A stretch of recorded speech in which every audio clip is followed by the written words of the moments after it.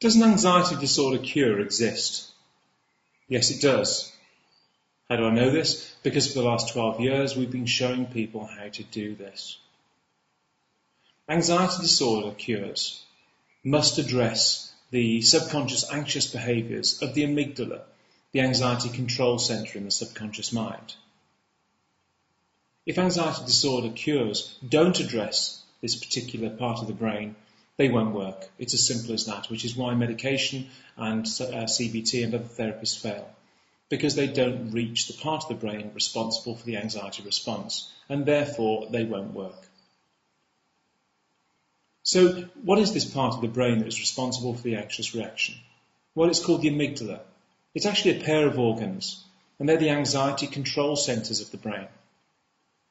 The way they work is that your sensory organs, your eyes, your ears, your nose, your mouth and your skin feed back data about your environment to the amygdala in order for it to decide about whether or not there is a threat present in your environment that requires activation of the flight or fight response.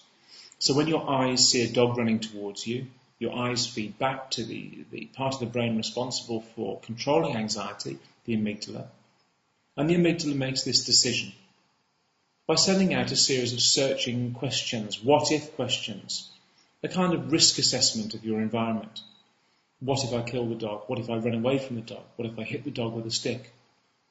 Now, when there's a real fear present, like a dog, for example, this is completely appropriate and the questions are appropriate and make sense. But in anxiety disorders, it doesn't make sense because you could be sat at home with your children and wife watching television and all of a sudden you get a what-if thought. What if I do this? What if I harm one of my children? What if I kill my wife? What if I pass out? What if I die?